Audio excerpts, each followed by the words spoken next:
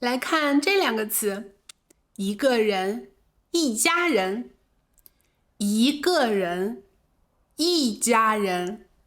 这个一字有两个读音，它不是多音字，它只是发生了变音的情况。今天我们就来讲变音规则，以及这个一字的用法，因为它除了数字之外，还有这些用法，在生活里很常用。变音的规则是这样的：一，当它在词或句子的末尾读第一声，比如11、21，这种数字也算是词。过了大年就是初一，过了大年就是初一，大年初一，这个是中国的农历，过了大年就是初一。还有一得一，3、7、21，这个是乘法口诀表，我们在小学的时候学过，用来做简单的乘法，现在也还记得。一得一，3、7、21。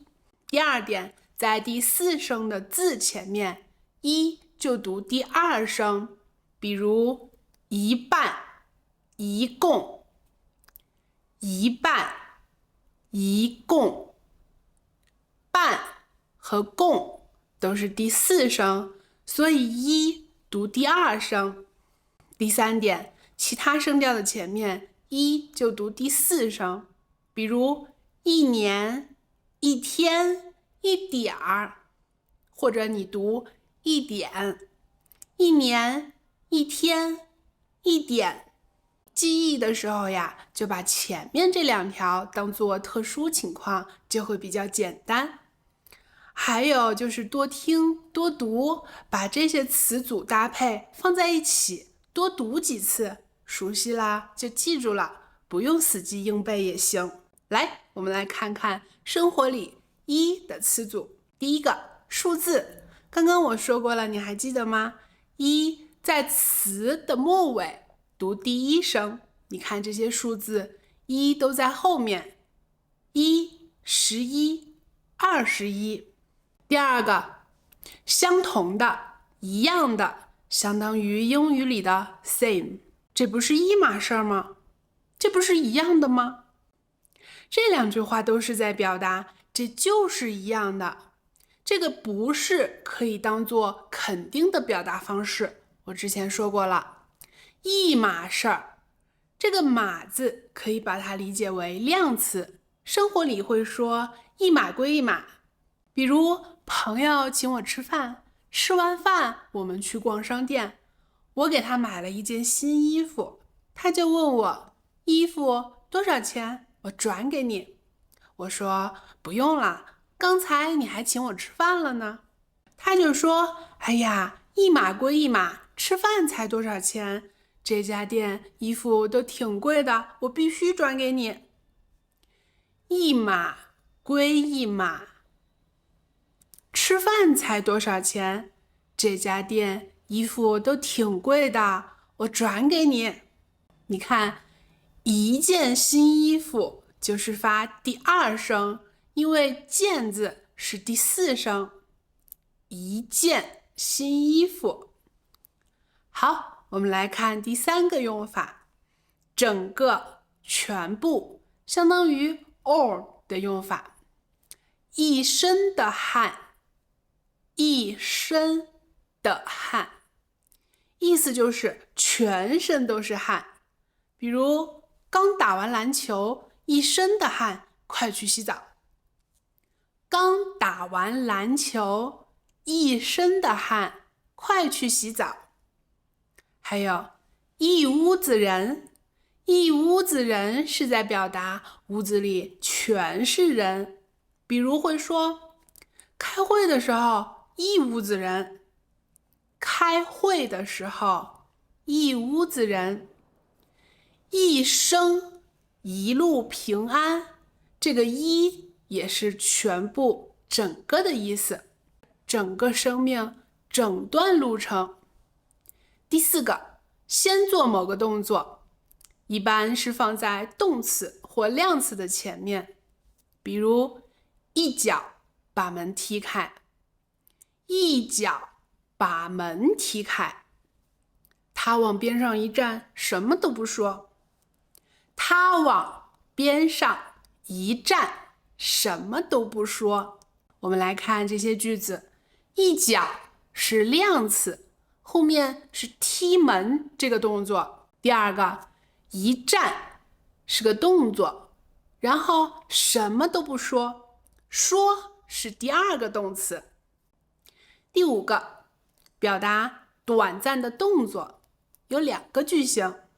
第一个，这个一字的前后放相同的动词，比如笑一笑，歇一歇，闻一闻，尝一尝，前后都是一样的动词。